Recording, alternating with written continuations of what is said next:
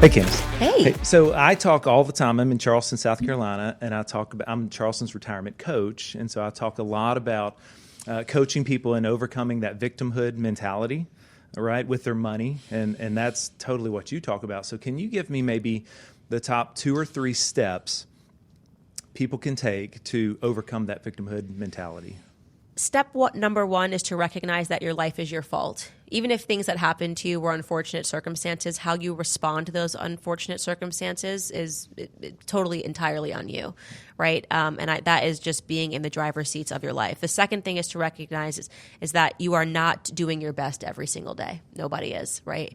And when you actually commit to doing your best every single day, I'm serious, think about that. Are you giving it your absolute best every single day? You know the answer is no. And if you're listening to it, if you do that, that is one thing that you can do to implement change. The third thing is to not worry so much about external circumstances that are out of your control. We spend so much time worrying and anxious about things that there's literally nothing you can do. Worry about things that are actually within your control. And typically those are things that you can implement in your own household and in your own life. And I think that becomes a very easy recipe to overcoming victim mentality. But number one is the most important. I say to myself all the time, well, you know what? I didn't do this, but it is 100% my problem. It wasn't my fault, but it is my problem, and how I respond to it will become my fault. And taking action. Yes. Right. Once you've educated yourself, taking action. Right. That's it's all about your mentality, and that's why victim mentality is a cancer, and it kills people because as soon as you resign to the fact that, oh, well, this happened to me, you're never going to get ahead. Yeah. Can you tell me in what way your grandfather shaped your life? In every single possible way. He was super strict with us. We had so many rules on top of rules. No elbows on the table. We weren't allowed to touch the heat. We had to have prayers all the time, and he would jump into a prayer if we did anything wrong. And so ultimately the gift that my grandfather gave me, if it was in one word, was discipline. And we live in a remarkably undisciplined culture today. People actually hate discipline. They think why would I have to do the same thing day in and day out? I don't want to do the same thing. We're suffering from mass ADHD, and that's given to us by our smartphones. And doing the same thing over and over and over again, day in and day out, and committing yourself to something, even if it's just one thing, it transforms your life. And so I'm so grateful to my grandfather for being strict with us, for loving us, and teaching me discipline.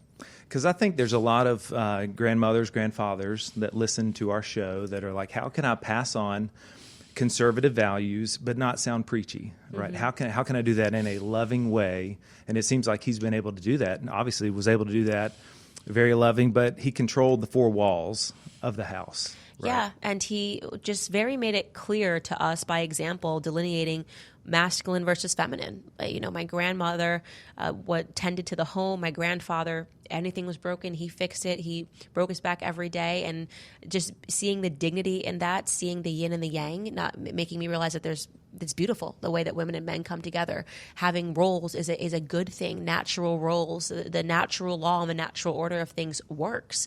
And so him being with my grandmother from the time she was 17 until she, her last breath in 2013, amazing. Just setting that example. Yeah. Faith is very, very important. It's like the biggest thing, faith and family in my life.